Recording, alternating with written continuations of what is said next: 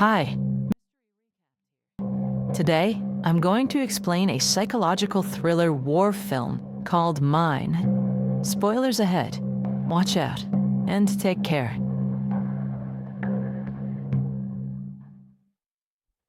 The movie begins with a hardened U.S. Marine, Mike, saying goodbye to a young woman at the airport and traveling in a helicopter to his next mission. In the next scene, Mike and his spotter, Tommy, are set up on a cliff overlooking a desert, waiting for their target to arrive. Tommy is a chatterbox by nature, while Mike has a more serious disposition. They notice multiple people on foot on one side and multiple armed vehicles on the other, approaching. Mike's target is a 65-year-old terrorist, Saeed Asif.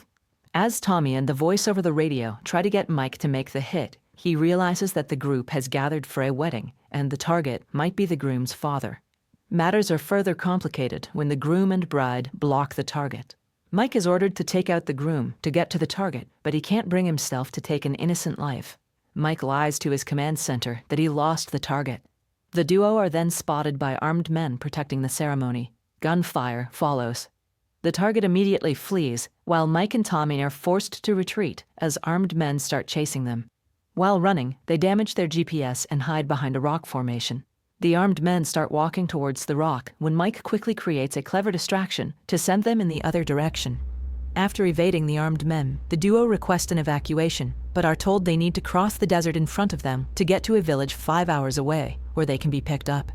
They set out on foot, weathering sandstorms and scorching heat. Tommy entertains Mike with the stories of his son back home. Seeing Mike silent and seemingly troubled by something, Tommy forces Mike to open up. Mike reveals that he is having a hard time proposing marriage to his girlfriend, Jenny. Tommy makes fun of him for being so scared, but also gives him advice that initially marriages can be difficult, but over time, you get the hang of it. While passing through the desert, wind brings a warning sign flying right beneath their feet.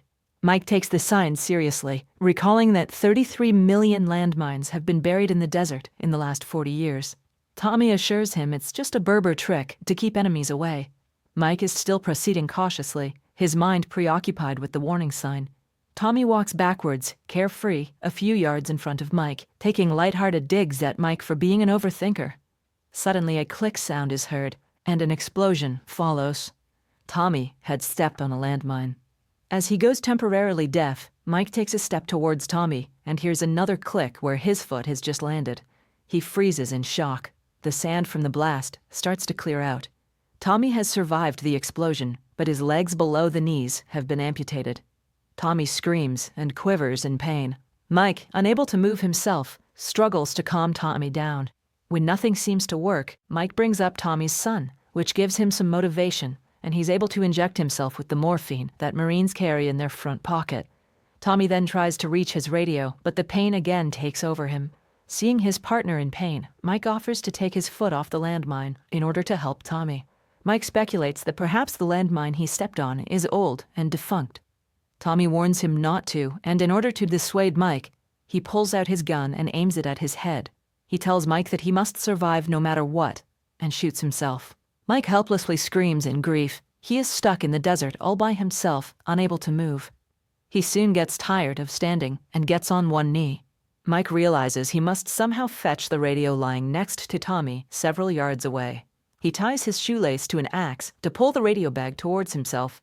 However, he learns that the radio's battery is dead and the spare is on Tommy's body. Mike is dejected, but thinks of another plan. He makes a makeshift arrangement to charge the radio using solar power. Mike is then able to contact his superiors. He requests immediate evacuation, but he is told that rescue choppers can't fly to his location because of frequent sandstorms.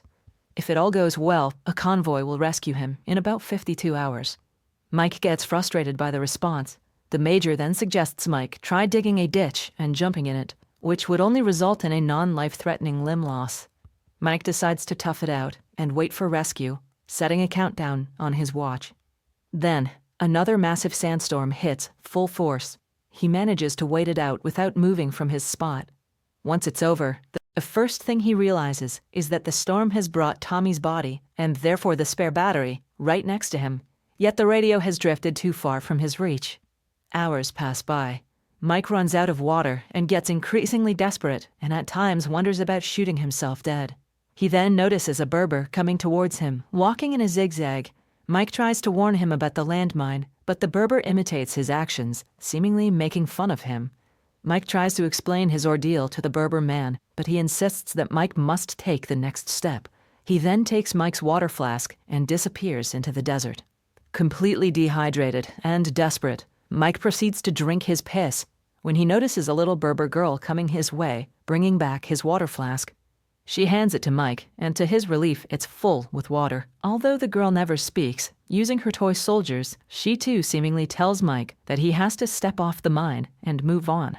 Mike tells her that he can't move and asks the little girl to fetch him his radio, but the girl doesn't understand. Desperate, Mike gets too loud, scaring the girl away. Soon, the night falls and the temperature starts to drop. Mike lights a fire to keep himself warm. He starts hearing noises of wild animals. He takes out his phone and looks at the pictures of his girlfriend to keep himself distracted.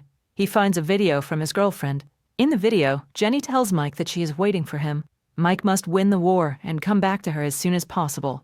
Mike begins to get emotional. He is afraid that he might never see his girlfriend again. Tired of everything happening to him, he starts to fall asleep, but he snaps out of it to find that the fire has died out. He finds himself surrounded by wild animals. He tries to scare them with his gun, but fails. The animals drag Tommy's body away. One animal starts to proceed towards him, but using his torchlight, Mike shoots the animal with his gun. The animal lands on a landmine, causing an explosion and scaring the other animals away. The morning arrives, and the same Berber man again drops by. He tells Mike that he is very lucky that he has survived thus far, even after stepping on a landmine and spending a night in the desert with wild animals.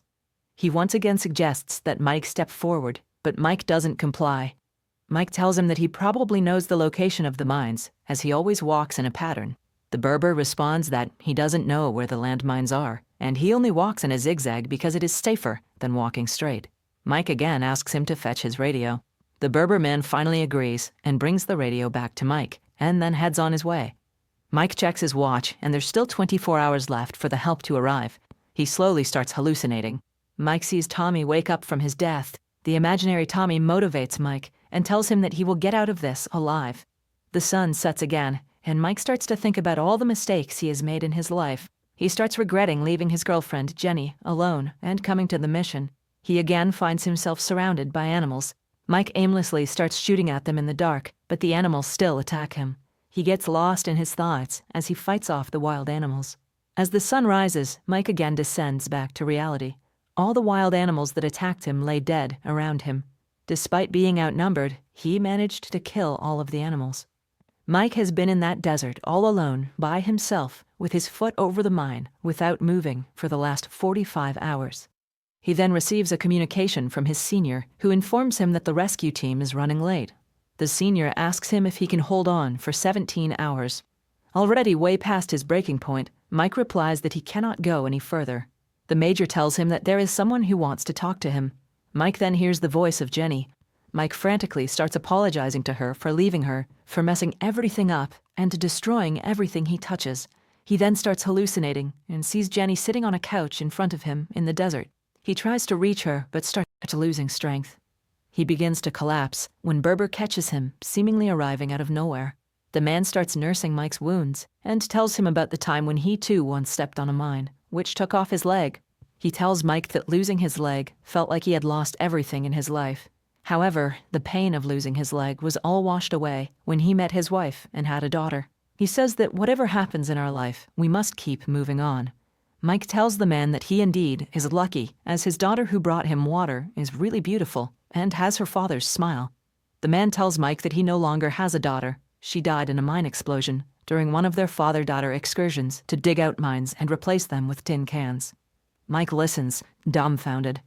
The Berber tells him he's happy his daughter came to meet Mike, but he really needs to move on now. Then he leaves. Mike sees his daughter again, but she quickly fades away with the wind. Mike starts to hallucinate again. He sees his abusive father, who used to beat his mother while he watched helplessly. He sees his terminally ill mother. He also sees the lovely times he spent with his girlfriend. At that moment, he hears on the radio that the rescue team is passing, and they need him to make his exact location known. He picks up his flare, but before he gets to use it, the terrorists from before start shooting at him from over the hill. The shooting triggers a mine explosion nearby, which sends the flare flying out of Mike's hand and reach. He tries to fire back, but he is too weak, but he remembers his girlfriend and uses it as motivation. Mike then uses his gun to shoot at the ground and triggers mine explosions around him, which creates sand smoke, shielding him from the enemy. He then quickly grabs his sniper rifle and eliminates the terrorists. With the rescue team passing by, the flare is still out of reach. Mike remembers the Berber man's words that you have to keep moving on. He takes a leap of faith and takes a step forward. Nothing happens. There's no explosion. He finds that the mine he'd stepped on was in fact a tin can, probably placed there by the Berber's daughter when she was alive. And so the villager's words come to pass. This entire time, the villager told him that he could move forward with his life and go back to his girlfriend. He reminded him that he can do it, and the only thing stopping him was fear. Mike is relieved to be alive, despite the non-lethal gunshot wounds he sustained in the standoff. He starts bursting into tears. Maybe he was relieved, knowing the fact that he will be saved, or maybe he was angry for not realizing the correctness of the situation. He then shoots the flare and collapses on the ground. The rescue team finds him, and he returns home. Back home at the airport, Jenny is waiting for him with happy tears in her eyes.